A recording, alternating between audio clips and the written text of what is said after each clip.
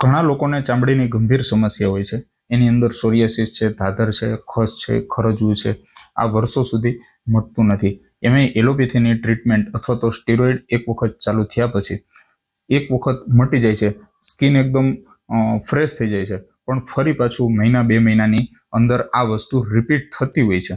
જો શરીરની અંદર કાળજી ના રાખવામાં આવે અને શેડ્યુલને ચેન્જ ના કરવામાં આવે તો આ એક એવું ચક્કર છે જેની અંદર માણસ આખી જિંદગી સુધી રીબાય છે. તો ચામડીના રોગોથી છુટકારો મેળવવા માટે દિવસની અંદર ફક્ત તમે અડધો જ કલાક સમય કાઢશો તો તમારા માટે એકદમ રામબાણ સાબિત થશે. એની અંદર મેં એક્યુપ્રેશરના પોઈન્ટ, યોગાસન, કસરત, પ્રાણાયામ અને આખું એક લિસ્ટ બનાવીને રાખ્યું છે. અને અમે તો પ્રોડક્ટ આપીએ જ છે, પણ જે લોકો પૈસા ખર્ચી અને પોતાના શરીરની સારવાર નથી કરી શકતા એમના માટે હું ઘરેલું ઉપચાર પણ બતાવું છું, જેથી સ્વસ્થ રહેવું એ દરેક માણસનો અધિકાર છે, એ ગરીબ હોય કે પૈસાદાર હોય. એટલે ખાસ મારો આ વિડીયો પૂરો જોજો. સૌથી પહેલી શરૂઆત આપણે કરીએ તો એક્યુપ્રેશરના કુલ 5 પોઈન્ટ છે. એક્યુપ્રેશરના પોઈન્ટ દબાવ્યા પછી હું તમને પ્રાણાયામ બતાવીશ, અને પ્રાણાયામ કર્યા પછી 2 યોગાસન છે, અને કસરતની વાત કરીએ તો એની અંદર સૂર્ય નમસ્કાર છે. કસરત કર્યા પછી આ ક્રમ તમારે સવારની અંદર પતાવી દેવાનો છે. 10 થી 15 મિનિટ નિયમિત રીતે સૂર્યપ્રકાશમાં ઊભું રહેવું જોઈએ, અને અમુક જમવાની બાબતોમાં કાળજી રાખવાની છે. અને લાસ્ટમાં હું તમને બતાવીશ કે ઘરેલું ઉપચાર શું કરવો.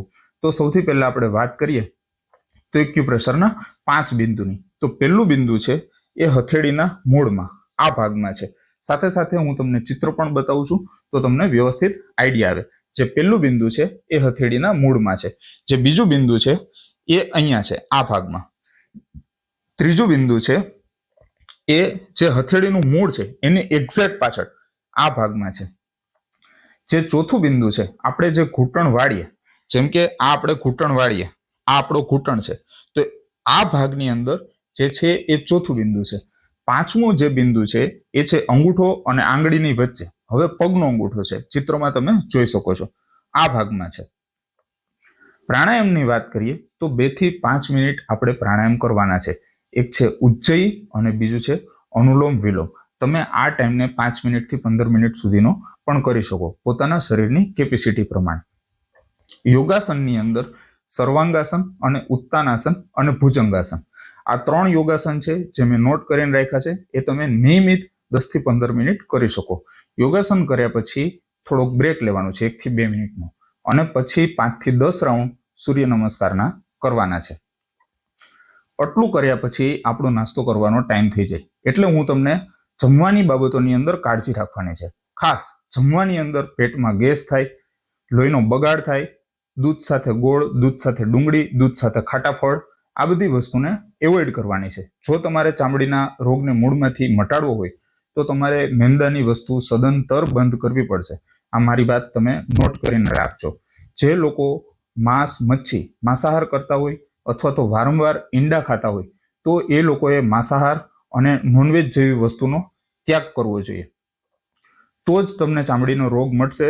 જો તમે ટેસ્ટ ખાતર આ બધી વસ્તુ ખાવાનું ચાલુ રાખશો તો તમને દવા કોઈ પણ પ્રકારની અસર નહીં કરે. એ આયુર્વેદિક હોય કે એલોપેથિક હોય, તમારે શરીરની અંદરથી લોહીનો બગાડ સાફ કરવો જ પડશે. તમારા શરીરની કાળજી રાખવી જ પડશે. તો આ થઈ કાળજીની વાત. હવે પરિવાર ફાર્મસીની અને પરિવાર આયુર્વેદિક સ્ટોર તરફથી એક ચામડીના રોગ માટેની એક કીટ બનાવેલી છે. એની અંદર છે ચામડીનો મલમ છે, ટેબ્લેટ છે, અને પીવા માટેનો એક ઉકાળો છે. પણ જે લોકો પાસે પરિવાર ફાર્મસીના આ કીટના પૈસા નથી ખરીદી કરવાના, એ લોકો માટે હું તમને ઘરેલું ઈલાજ બતાવું છું. જો તમારી આસપાસમાં ક્યાંય લીમડો હોય તો એક કડવા લીમડાનું ઝાડ શોધી લેવું, એના 5 પત્તા સવારે અને 5 પત્તા સાંજે એને કૂટી અને એનો રસ કાઢી અને પીવાનો. પછી જમવાના અડધા કલાક પહેલા જે ઘરના મસાલિયાની અંદર જે હળદર હોય એને 2 ગ્રામ સવાર, બપોર અને સાંજ જમવાના અડધો કલાક પહેલા એ તમારે લઈ લેવાની છે. અને ત્રીજું છે 1 ચમચી મેથી દાણા રાત્રે પલાળી દેવાના છે, સવારે પાણી પીવાનું છે, પછી એ દાણા ચાવીને ખાવાના છે. અને જમ્યા પછી તરત 1 ચપટી અજમો બરાબર ચાવીને ખાવાનો છે. જો તમે આ નિયમિત ક્રમને 3 મહિના કે 6 મહિના સુધી ફોલો કરશો તો તમને ચામડીના રોગની અંદર ખૂબ જ સારું પરિણામ મળશે. અને સ્વાસ્થ્યને લગતી માહિતી મેળવવા માટે યુટ્યુબ ઉપર મારી ચેનલને વિઝિટ કરો. હિરપરા પાર્થ નામથી મારી ચેનલ છે. સ્વાસ્થ્યને લગતી અવારનવાર માહિતી મેળવવા માટે, સ્વાસ્થ્યને લગતી સમસ્યામાંથી છુટકારો મેળવવા માટે મારી ચેનલને સબસ્ક્રાઇબ કરો. આ વિડીયોને એવા લોકો સુધી ચોક્કસ શેર કરો જેમને ચામડીની સમસ્યા છે, એમને પણ ચામડીની સમસ્યામાંથી છુટકારો મળશે. તો મિત્રો, આશા રાખું છું તમને મારી માહિતી ઉપયોગી લાગે. ફરીથી મળશું સ્વાસ્થ્યને લગતી અવનવી માહિતી સાથે. જય શ્રી કૃષ્ણ.